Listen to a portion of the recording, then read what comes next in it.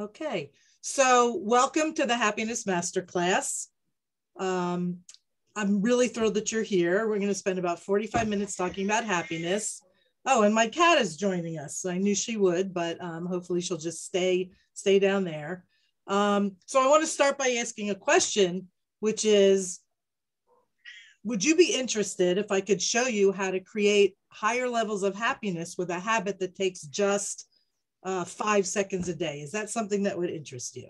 Raise your hand if it does. Great. And so I will show you that a little bit later. I'm going to actually talk about a bunch of habits that can create happiness.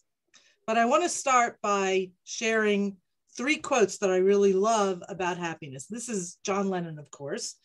And John Lennon says, when I was 5 years old, my mother always told me that happiness was the key to life. When I went to school, they asked me what I wanted to be when I grew up. I wrote down happy. They told me I didn't understand the assignment, and I told them they didn't understand life. So do you agree with John that he understood it a lot better than his colleagues did at school? Great. So the next quote that I want to show you is actually a couple of 100 years earlier. And for the Americans in the crowd, you'll probably recognize this. This is from the Declaration of Independence.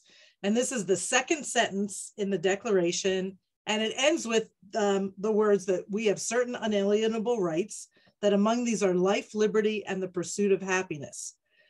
So even 200 years ago, the people who founded America thought that happiness was so important that they actually put it in the second sentence of the document that created our country. So they understood that happiness was important. The last quote I want to share is actually several thousand years earlier, and this is Aristotle. And Aristotle said, happiness is the meaning and the purpose of life, the whole aim and end of human existence. So they've understood for thousands of years, that probably even longer, that happiness really is a key to life. But it's only been in the past 30 years or so that we've actually understood why. We've had advances in neuroscience and positive psychology, hundreds and hundreds of studies that have shown what happiness actually does in our bodies and in our brains, and why it's so important that we should be happy. So what I want to do is share with you a little bit about my journey to happiness. And I realized about 25 years ago that I was not happy, and I looked around to figure out how to get happy. And I ended up spending about a decade in the world of Tony Robbins. And that was really great. I learned a lot of tools and techniques to become happier. Welcome, Shelley. Glad you're here. And so I learned a lot of things about happiness. But, you know, time moves on and stuff happens. And it turned out that about 4 years ago, I realized I was very unhappy again. At that point, I was living in San Diego and I was commuting to LA for a job that I loved. But I'd been commuting for about 7 years. And I would go up once a week and then come home for weekends. And I was a little tired of that. And a couple of things happened, and I ended up having to sleep on a friend's couch, which was not the best situation either. I'd stopped exercising. I was eating a lot of sugar. And I realized that all of my unhappiness was making me less productive at work and wasn't helping my relationship either when I was only home a couple of days a week on weekends. And I remember so clearly in December of 2018, I sat down to write out my plan for next year and my New Year's resolutions. And I looked at them and I thought, this is the same stuff that I've been writing for year after year after year. I'm just not getting anywhere. My life is stuck. I'm at a standstill. I'm not happy. Something has to change. And because I loved my job, I knew that my circumstances weren't going to change. And I realized what was going to have to change was me. And so I picked up my Tony Robbins habits again, but I realized that what I really needed to do was focus on creating habits that served me and made me a happier person. And so that's when I started doing the research and realized that there had been like 30 years of neuropsychology and positive psychology, and you know, that I was unaware of. So I started reading everything I could. I learned all about happiness and habits. And when I started to apply what I was reading, I got happier again. I learned how to make myself happy regardless of what my circumstances were. How many of you realize that your circumstances are not what makes you happy, but it's what you do about those circumstances? It's how you work on yourself to make yourself happier. Yes, raise your hand. Thank you. And how many believe that if you have the right tools that you can create your own happiness? Raise your hand. Great. So what we're going to do today is I'm going to talk about the why of happiness. Of all of these hundreds and hundreds of studies, what have they come up with? Why is happiness so important to humans? And so I'll share with you a few of those studies. I mean, there's so many, I'll just go through a few of them.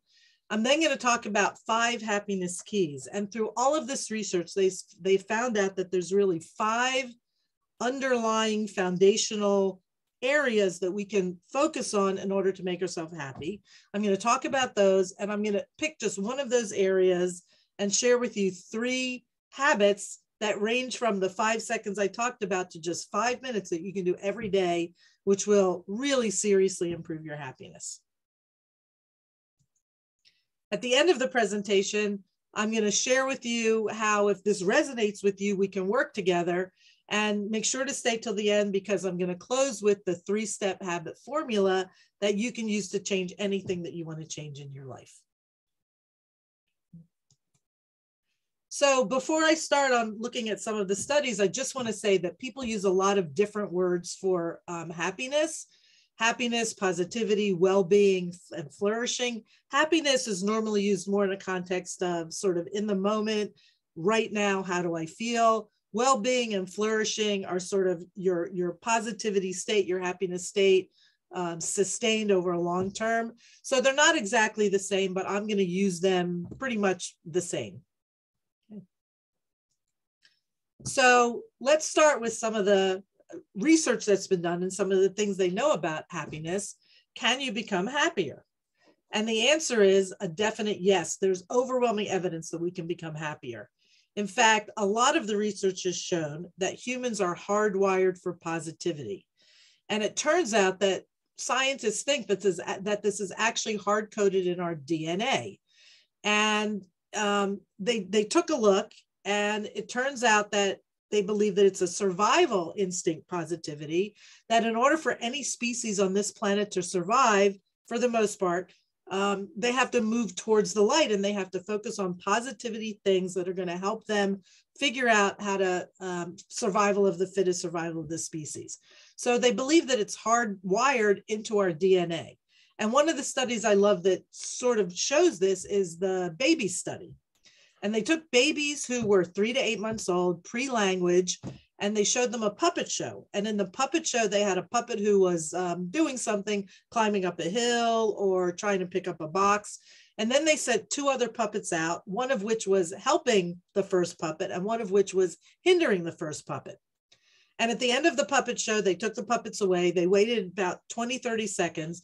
And then they came back and they gave the babies a choice of one of the 2 puppets to choose to play with, the helping puppet or the hindering puppet. And it turned out that 90%, over 90% of the children, of the babies, chose the puppet that was helping. This is innate in our biology. There's other studies that have shown, and these numbers are really rough, that happiness is about 50% genetics, about 10% life circumstances, and 40% intentional. 40% is a huge number of how much we can impact our own happiness. So it tells us that we really are the creators of our own destiny and the creators of our own happiness. And finally, happiness is sticky. And what that means is that they found that if you do happiness work now, sort of gratitude work or anything, and you do it, you don't even have to do it a lot, but if you do it for a couple times a week, a couple weeks a month, whatever, it lasts for months, sometimes even years. So a little bit of happiness goes a really long way.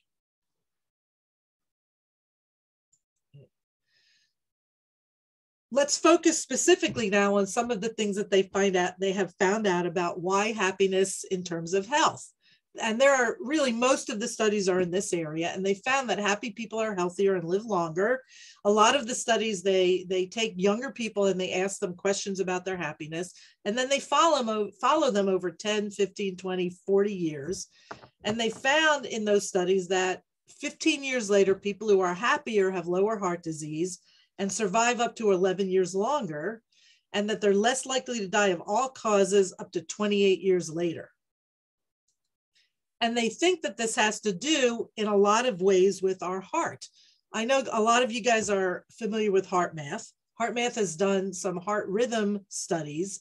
And you can see on the bottom slide that when we're in a positive state, like appreciation or happiness, our heart rhythms are very steady and very regular. Whereas if we're in a negative state, like frustration, they're very jagged and irregular. Our heart just works better in a positive state, and we don't have to do anything to make it do so. It's how our hearts evolved. Just two more studies about health that I really like. They took a look at nuns in a specific convent. They actually found diaries from 60 years earlier. And they took a look at what the nuns had written in the diaries before they had entered the convent. And they found that nuns who were excited about entering the convent, they wrote how happy they were, and they were really excited about it. They compared that to nuns who thought it would be hard. They were going to do it, but it was going to be a hard thing for them to do. And then they looked at the mortality rates over 10 years, 20 years, 60 years later. And 60 years later, the nuns who were excited about joining the convent lived on average about 13 years longer. That's remarkable to me, that a little bit of happiness earlier, and then they were, of course, happier throughout their life, had such a huge difference in mortality. And then there's also been a lot of flu studies. And in a lot of the flu studies, they have the people who are doing it doing some sort of gratitude work or writing in journals about happiness, giving, happiness thoughts, things like that. And they found that people who were writing in these journals about happy thoughts as opposed to just anything were less likely to catch the flu. I should say that the way the test worked is they just put flu virus up people's noses, which is, not something I'd volunteer for, but they were willing to do it. And they were less likely to catch the flu. If they did, it was less severe, which suggests that happiness gives us a stronger immune system. Let's look at relationships. This is another area that happiness really has an impact. Happy people have better relationships. One of the studies they did is they looked at the yearbooks of college women, then they looked to see what kind of smiles they had. There's a smile called a Duchenne smile, which is considered a genuine smile. It's what your face looks like when you're really happy, as opposed to sort of a fake smile. And they found that women who had these Duchenne genuine smiles in their yearbook married earlier and had more fulfilling marriages at age 52. And other studies have shown that happy people get less divorces, which I guess is common sense. Okay. Last thing I want to talk about is happiness at work. There's been a lot of studies about, does positivity impact our work life? And the answer is yes. Happy people at work are more productive, more engaged, more energetic. They're more creative. And they did a study similar to what was done in the flu studies, where they had people write down every week 3 things that went well at work and why. And then they had other people, the control group was just writing down things that they did at work. And they found after 6 to 8 weeks of this, that the people who were writing down the positive things that happened at work were more productive and more engaged and more energetic, worked better with their peer group. So the upshot of all this is that there are hundreds and hundreds of studies that show that happiness really impacts us, our health, our relationships, our work, pretty much everything we do. So raise your hand if you agree that you can become happier and that the benefits of becoming happier are worth the journey. Yeah, I think that's incontrovertible at this point. Okay. So now that we know why we want to be happier, what it does for us, I want to talk about the 5 foundational areas to focus on to create happiness. And there's an acronym for it. It's called PERMA. And I'll go through each of those things. But these PERMA areas are 5 areas that if you focused on, they would be the keys to your happiness. So the first one, the P, stands for positive emotions. And I think that's kind of obvious, right? Positivity creates happiness. It's kind of it just makes sense, right? So how do we create more positive emotions? We can do it with our physical habits. We can do it with our mental habits. So healthier physical habits include things like exercise, sleep, diet. Excuse me. Healthier mental habits include learning new things, meditation, doing gratitude work, doing something called positive priming, which I know that some of you on this call are familiar with, but maybe not everybody. And to give away what I'm going to talk about a little bit later, the words that I have here in blue are the habits that I'm going to share with you that you can do to help make yourself happier. So I'm going to focus on positive emotions, in particular, exercise, gratitude, and positive priming. So the next part of PERMA is engagement. The E stands for engagement. And engagement really means getting into the flow. It means doing whatever it is you're doing in a mindful way, putting your focus on it when you're doing it. Another area of engagement is to figure out how to use your strengths to help you do those things that you don't like doing. So for example, for some of us, I don't know if this is you, but certainly for me, to get myself exercising, sometimes I have to trick myself a little bit. Things like listening to music while exercising. So engagement, if you do everything you do in a mindful way and get into the flow, that's another key to happiness. Okay. The R stands for relationships. We've already talked a little bit about some of the relationship studies, but I didn't know this before I started looking into this, but poor social relationships are worse for your health than smoking or obesity. I had no idea that that was true, you know? And so building strong relationships, building connections, building social networks around yourself, meaningful friendships are really something that's critical to happiness. And it can be as simple as hugging for 6 seconds or longer. Okay.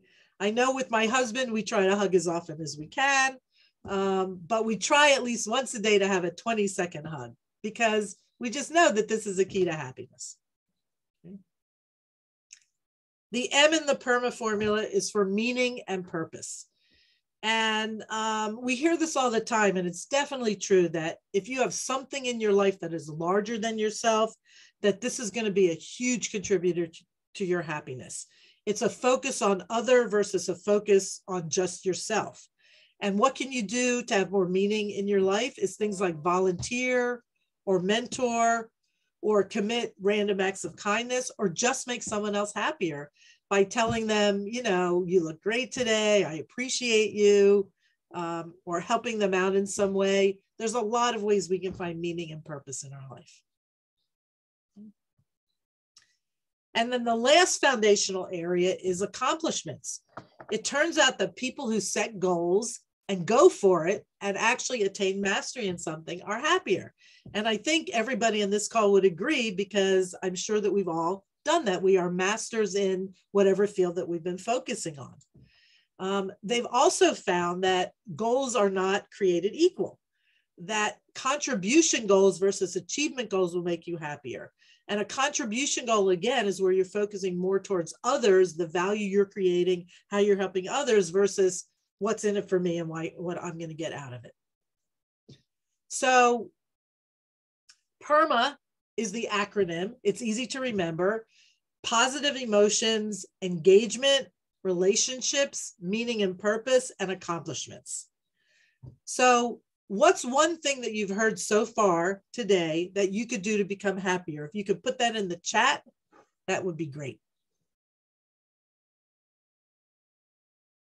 And I'm looking over this way because I can see you guys on this part of my screen and not straight ahead of me where my PowerPoint is. That's why I keep glancing over so I can see you guys.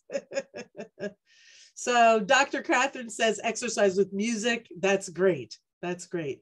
That's one of my favorite ones to do as well. Okay. So now we know we've looked at some of the studies. And we've looked at the 5 foundational keys of happiness. And what I want to do is share with you 3 particular areas in the positive emotion thing, 3 particular habits that you can create so that you can become happier. Okay. And my belief is that happiness is just a habit. And what's a habit? A habit is a repeated action that builds new neural connections, so our efficient brains don't have to think about doing it. So we have lazy brains. Our brains, there's so much that our brains have to keep track of and to do that anytime they can figure out a shortcut, they're going to figure out the shortcut. And that shortcut is a habit. And the goal of a habit is to make it strong enough to create a strong enough set of new neural connections so that we don't even have to think about it. It becomes automatic. The other side of that coin is also that when you have bad habits, that's a very deep neural connection that we have to figure out how to change. So happiness is a habit. And the other thing that all of the new recent neuroscience has shown is that we're talking about small habits and not big habits. This is not your mother's and your grandmother's way of doing habits. If you guys all remember, we used to set really big goals and we would throw all of our willpower at it, and we push and push and push. We go to the gym for an hour every day for about 5 days, and then that would be it.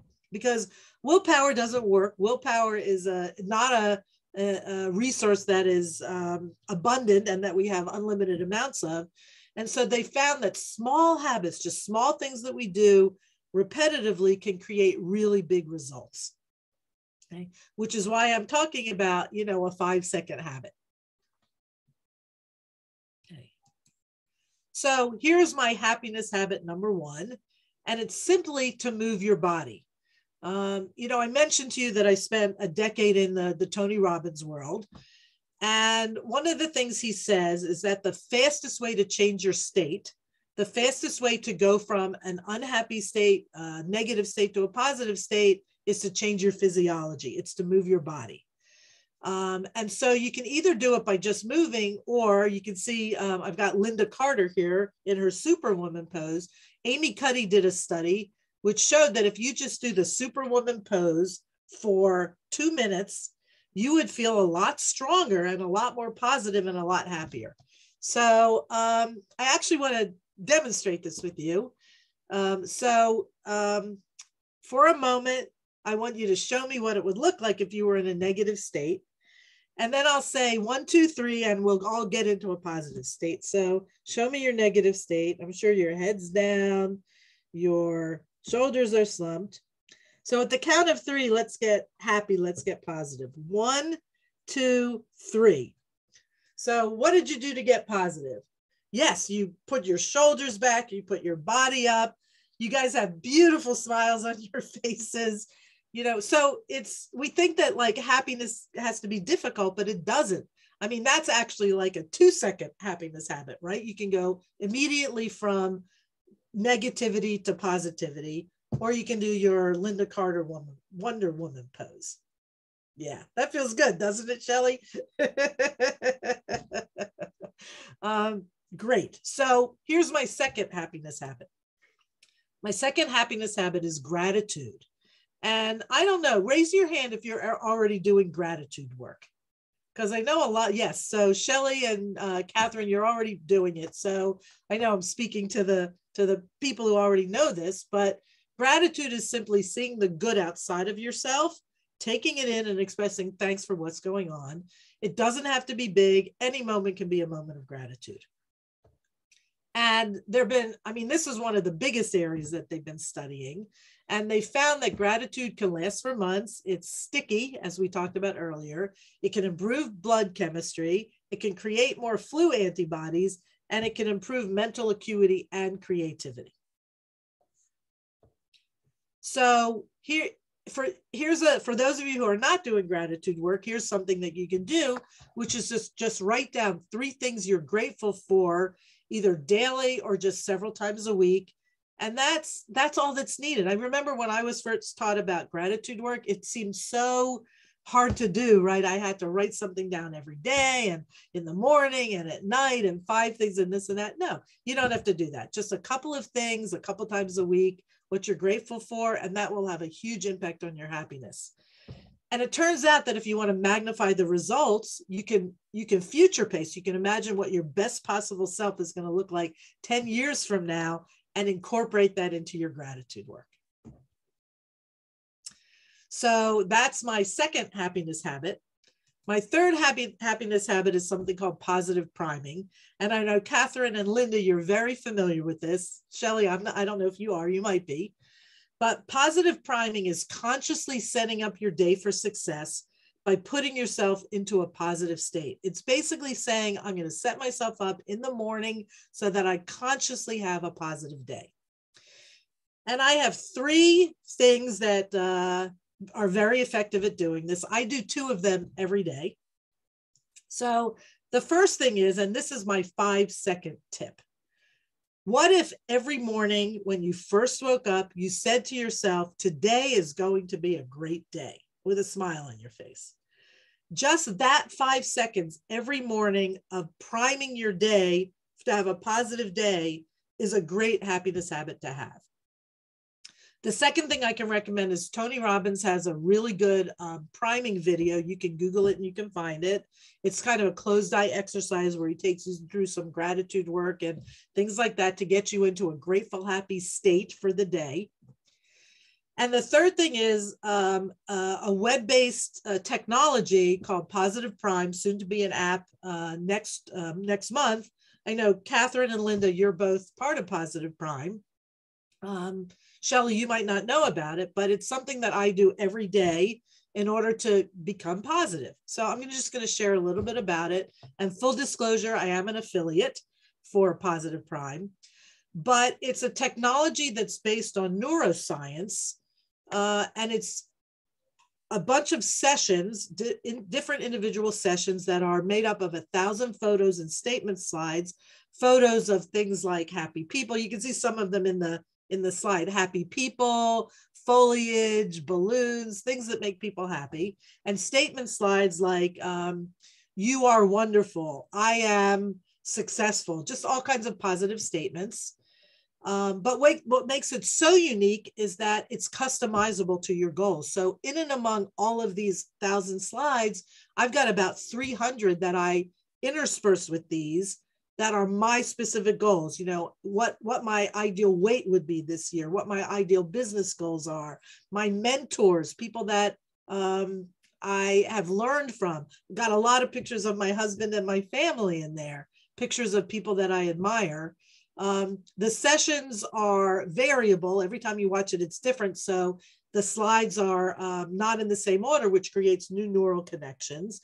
And it's a technology that we've done studies on that show that in just 3 minutes a day, you can have up to 6 to 8 hours of positivity in your life. So I really highly recommend it. Shelley, if you're interested in learning more about it, you can get in touch with me. I'm happy to share with you. Very cool positivity app. So we've talked about some of the studies. We've talked about the foundations of happiness, and I've given you some 3 happiness habits. So you can become happier. The things to focus on are positive emotions, engagement in everything you do, creating relationships, creating more meaning and purpose in your life, and having achievements in your life. Happiness is a habit. You can be happier in just minutes a day, and happiness is sticky, so just do it. Okay. So one of the things that Tony Robbins always says that I like is you should never make a decision without committing to what kind of action you're going to do. And so you've all decided to come share this 45 minutes with me and learn more about happiness. And we've talked about some of the habits you can do. What habit are you willing to commit to doing for 5 minutes or less a day for the next week? If you could put that in the chat, then let me know what's one thing that you can commit to doing for 5 or less minutes a day for the next week to build up a happiness habit. And Shelley, I see in the chat that you're not aware of the terminology, but you do practice positive priming. So that's fabulous. That's fabulous. So write in the chat, what's one habit that you will commit to doing for the next week And if you want to spend more than 5 minutes, that's fine. But I've given you some ideas about what you can do in 5 minutes or less.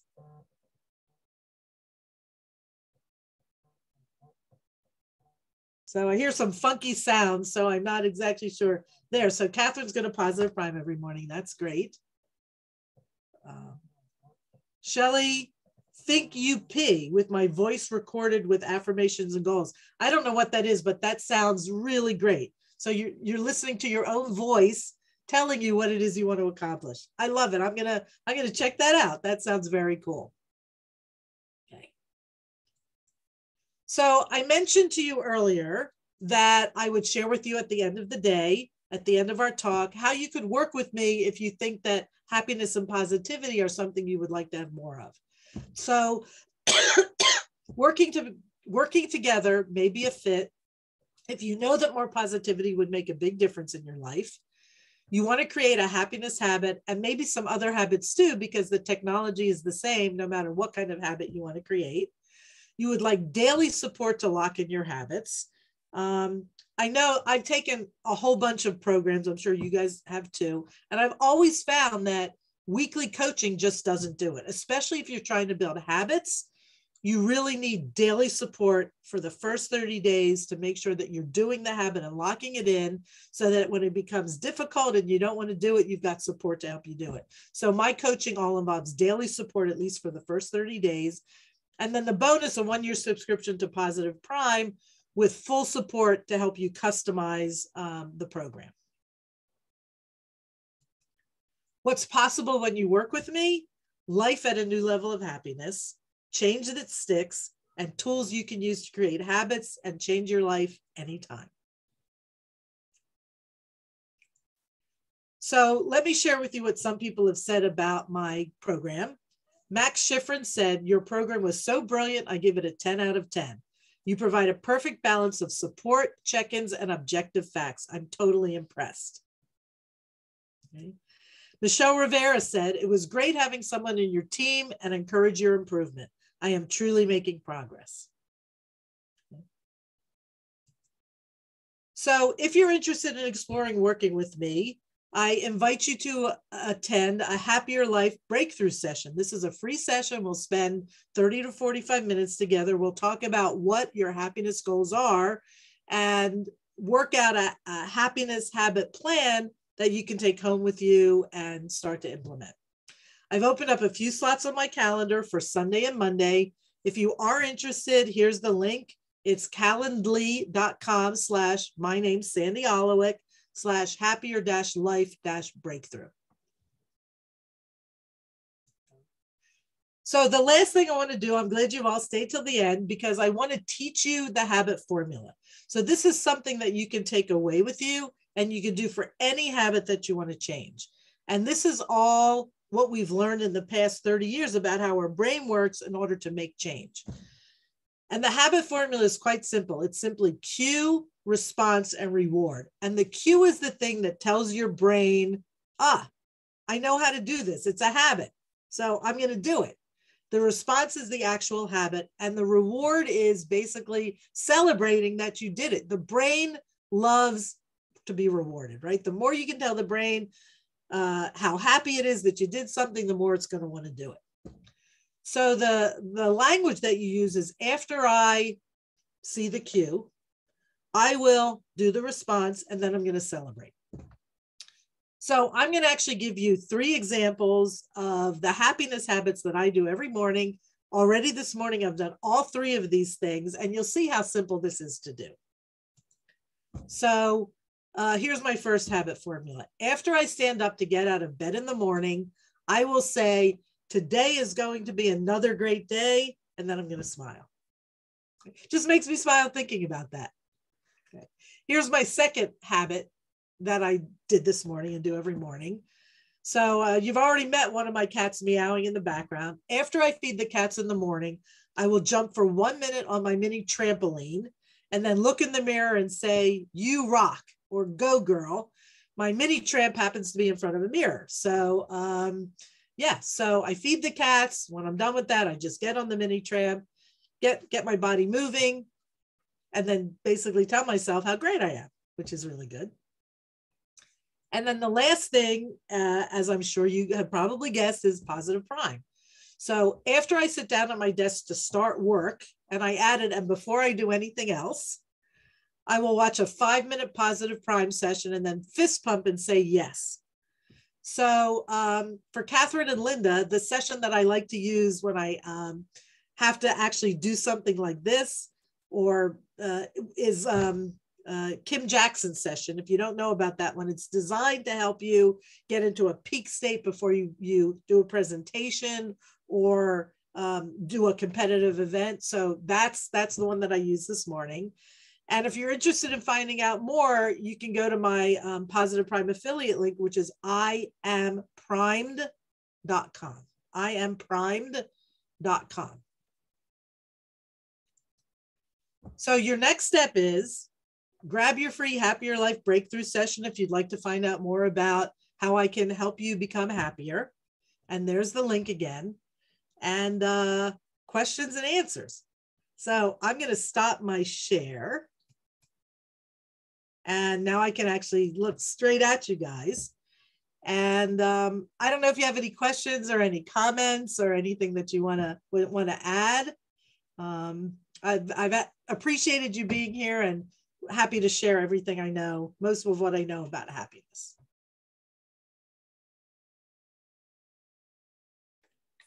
Hey, it was very good. I enjoyed the presentation. It was very thorough and clear and concise. And I liked how you went through it and told us what we were going to hear, went back, reaffirmed it. And so that really helps it to sink in. I did take some notes, like I'm always with the paper and pen, like you, I think. And yes. I appreciate that. Thank you very much for the invite. Thank you, Catherine. Thank you. I'm glad you were here. All right. Well, if there are no questions. And I'm here. Oh. Hi, Can Linda. you hear me? Yes. Hey, so as I mentioned before you started, I normally Zoom on my laptop and I don't on my phone. So it took me a while to figure out how to get on video and how to mute myself and all that. Your presentation was excellent. Thank you. I would like to share that I finally found my chat. I would like to share that the thing that I'm going to be doing for the next week is writing 3 things I'm grateful for in my calendar, in my daily calendar. Because why not? That's a great place to put it, you know, because I've got that open all the time. Yeah. I start my day, I try that my first conscious thought when I wake up is that I thank God for the gift of another day. And that just sets me in the right tone right away. It's like, okay, I'm awake. Thank you, God, for the gift of another day.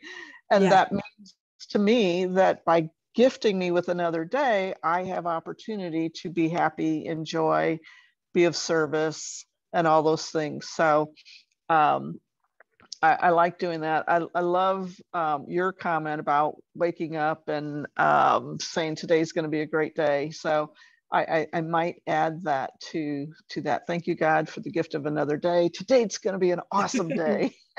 And if you say both of those things, how could you not be happy? There's no way you could not be happy when you're saying that, you know? Exactly. So I love all your tips about how to incorporate happy habits into the day. And if you don't mind, I'll borrow some of those to share with my clients.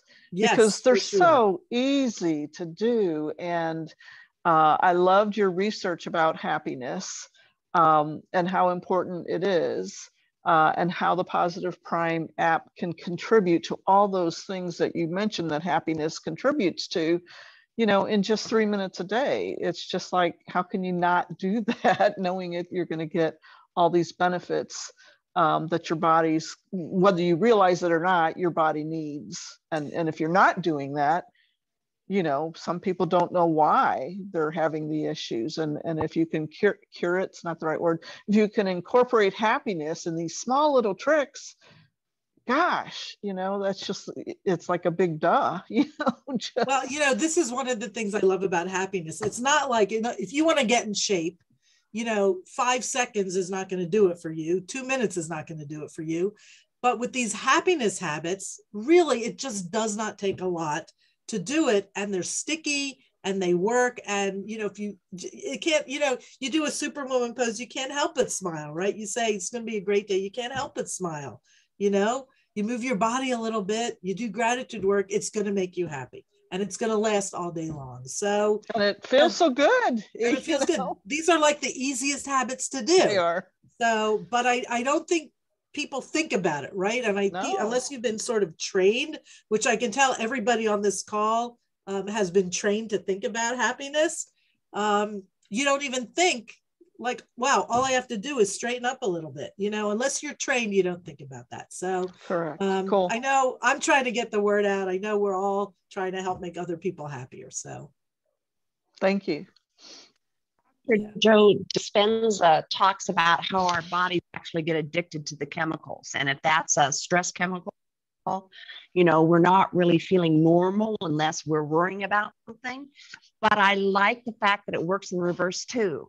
When we get addicted to all of the neurochemicals that are feel-good chemicals, we're just not gonna settle for anything less. You know, we are going to want to go through those practices that you laid out, which are very simple. And I really enjoyed your presentation, Sandy. So good job. Thank you. Thank you. And I agree. You know, we talk about addiction. There's positive addictions as well as negative addictions. And yes, what is dopamine and serotonin and all those things? Yeah, let's get addicted to that. Well, I thank you guys very much for attending. Yeah, feel very happy that I did this and much better about it. I know I can do it again. So thank you, ladies, and enjoy the rest of your day.